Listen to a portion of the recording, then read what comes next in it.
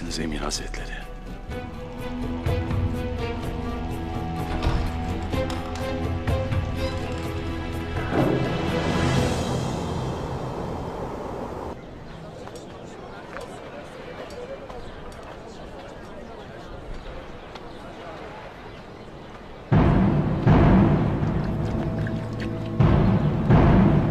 Ne oluyor?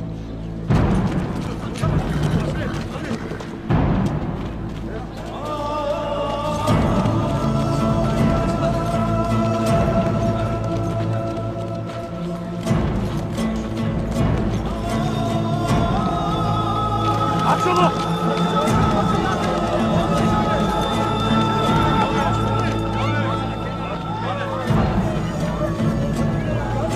Kim beylerimize bunu yaptı? Ertuğrul Beylerle. Yoksa onlara bir şey oldu.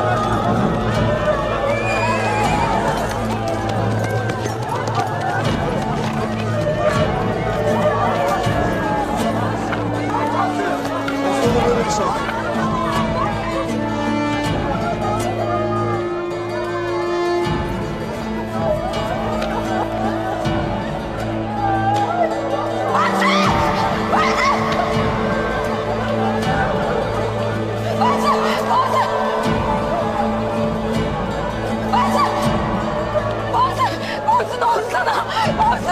Bazı sana kim yaptı bunu?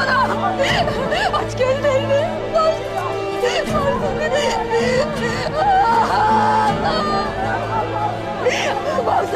Bazı aç gözlerini. Bazı. Ertuğrul Bey nerede? Ertuğrul Bey kayıp. İshak nerede? İshak şehit oldu. Kim iyi edecek şimdi onları? Kimse kalmadı. Artuk Bey.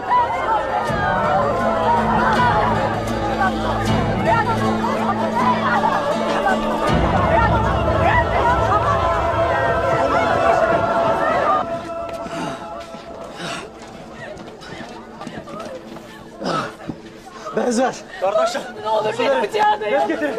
Hadi çabuk. Benzer. Bazı sen benim elimsin. Yoldaşımsın. Beni yalnız bırakma.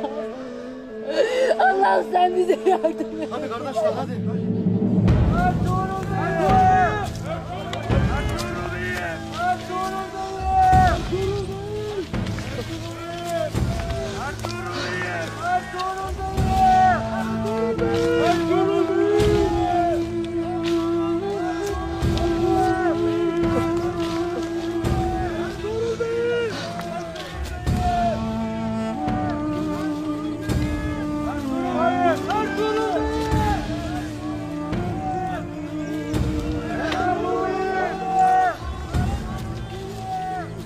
Mamsı dayanmamışsın.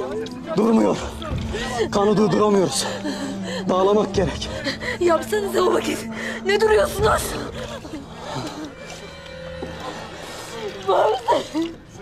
Mamsı dayan. Durun. Açılın. Açılın. Sen de kimsin? Hekimim. Emir Hazretleri vazifelendirdi. Herkes dışarı. Allah'ım şükürler olsun. Allah'ım şükürler olsun. İyileşeceksin babası. Hepiniz çıkın dedim. Ben onu bırakmam. O benim elimdir. Olmaz hatun. Bu bir hekim işidir. Kimse içeri girmemeli. Bırakın size yardımcı olayım. Hem erimin yanında olmuş olurum. Yoksa içim rahat etmez.